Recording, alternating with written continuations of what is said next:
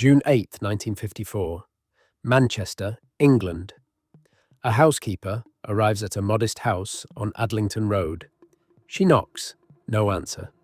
She opens the door and walks upstairs. She finds a man dead in his bed. He is 41 years old.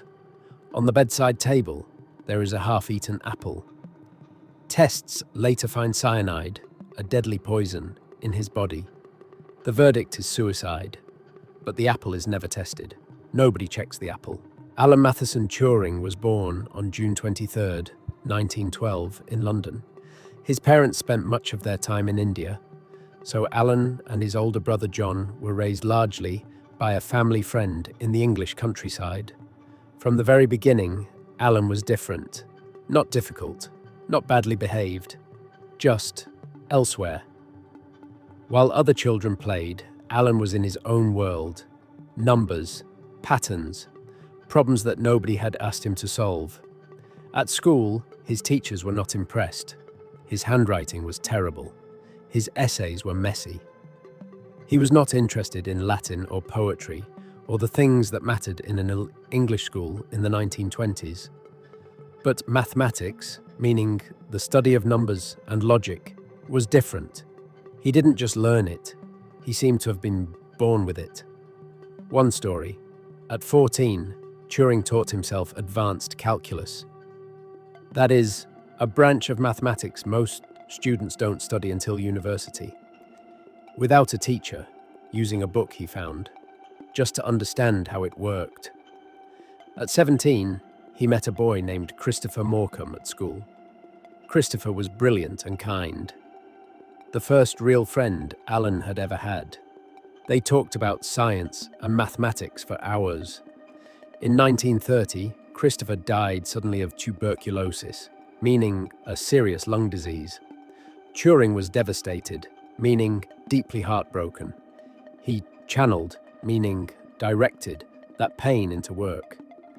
He went to King's College, Cambridge. He studied mathematics, and he began to ask a question that would change the world. Can a machine think? September 1939. Germany invades Poland. Britain declares war. The British government has a problem, a very serious problem. The German military is communicating using a machine called Enigma. Enigma, meaning mystery in Greek, was an encryption device, meaning a machine that scrambles messages into unreadable code. Every morning at midnight, the settings changed. There were 159 quintillion, that's the number 159 followed by 18 zeros, possible configurations. The Germans were convinced, meaning absolutely certain, it was unbreakable. They were right that no human could break it.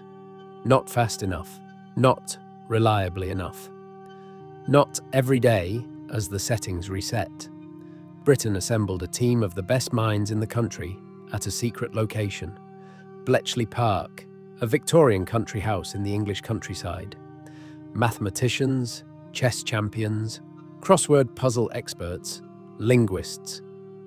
Alan Turing was 27 years old when he arrived. He didn't try to break Enigma the way everyone else was trying. He approached it differently. Instead of looking for patterns in the messages, he asked a different question entirely. What assumptions does Enigma always make? He found one. Every encrypted message had to contain certain standard phrases, like a weather report that always began the same way. It was a tiny crack, but for Turing, it was enough. Turing designed a machine. It was called the Bombe, named after an earlier Polish device, though Turing's version was far more powerful. The Bombe, meaning the mechanical code-breaking machine, worked like this. It tested thousands of possible Enigma settings per hour, automatically eliminating the ones that were impossible. What would take a team of human analysts weeks to calculate, the Bombe could do in minutes. By 1941, multiple bombs were running at Bletchley Park around the clock. The intelligence they produced was called Ultra. It was the most closely guarded secret of the entire war. Britain now knew in advance where German submarines were moving in the Atlantic, where supplies were being sent, where attacks were planned. Historians estimate that breaking Enigma shortened the Second World War by at least 2 years, possibly more. Conservative, meaning cautious, estimates suggest it saved 14 million lives. 14 million. And almost nobody knew his name. After the war, the British government destroyed most of the Bombes and classified, meaning officially kept secret, everything that had happened at Bletchley Park. The people who worked there were forbidden from telling anyone what they had done. Turing himself could never explain his greatest achievement. For decades, he simply did not exist in the official history of the war. After the war, Turing turned to the question he had never stopped thinking about. Can a machine think? In 1950, he published a paper called Computing Machinery and Intelligence. It began with a simple sentence. I propose to consider the question, can machines think? He then described what we now call the Turing test, meaning a test to determine whether a machine can behave indistinguishably, meaning in a way that cannot be told apart from a human being. Put a human in conversation with a machine and another human, both hidden. If you cannot tell which is which, the machine has passed. This single paper defined the entire field of artificial intelligence, meaning machines that can perform tasks that normally require human intelligence. Every voice assistant, every recommendation algorithm, every large language model, every chatbot, every AI system you have ever used traces back, in some way, to Alan Turing asking that question in 1950. He also designed one of the first actual computers, the Automatic Computing Engine, or ACE. He wrote the first ever chess-playing program, by hand, before the computer existed to run it. He laid the theoretical foundations of software itself.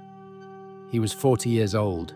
In January 1952, Turing reported a burglary at his home in Manchester.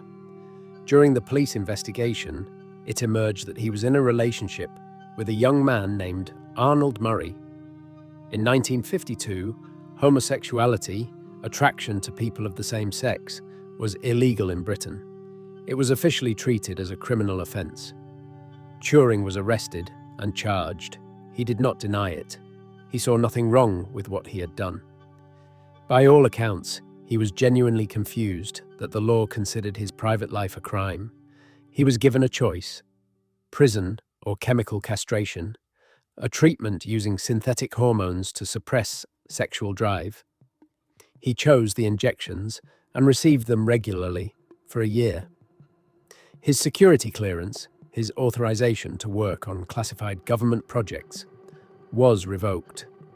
He was no longer allowed to continue the code-breaking and computing work he had helped develop. The man who had helped save millions of lives was stripped of everything because of who he loved. On June 7th, 1954, Turing spent what seemed like a normal day at home. He had set up a small chemistry lab in his bedroom and was carrying out experiments, as he often did. The next morning, his housekeeper found him dead. The coroner, the official responsible for investigating deaths, ruled it suicide by cyanide poisoning. A half-eaten apple was found beside the bed, and it was assumed to have been dipped in cyanide. But the apple was never tested. Turing's mother refused to accept the suicide verdict. She believed he had accidentally inhaled cyanide fumes from his experiments, as he sometimes worked carelessly, completely absorbed in his research. We will never know for certain. What we do know is this: in the 2 years after his conviction, he never stopped working. He kept corresponding with colleagues. He kept writing.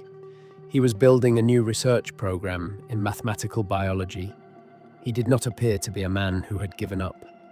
Alan Turing was 41 years old. In 2009, the British Prime Minister Gordon Brown issued a formal apology to Alan Turing. He called the treatment Turing had received appalling and utterly unjust. In 2013, nearly 60 years after his death, Queen Elizabeth II granted him a royal pardon. In 2021, his face was placed on the British £50 note. Today, the question Alan Turing asked in 1950, "Can machines think?" is no longer theoretical. You interact with the answer every day. Every AI, every algorithm, every digital system around you is, in some way, a child of his ideas. He never got to see any of it. The most remarkable thing about Alan Turing is not just what he built, it is what he believed, quietly, stubbornly, in a time when the world gave him very little reason to. That logic was more powerful than prejudice, that a machine could hold a thought, that the future was worth working toward. He was right about all of it. And if you're wondering about the apple, so are we. So is everyone. Some questions, it turns out, are still open. Thank you for watching Storied English.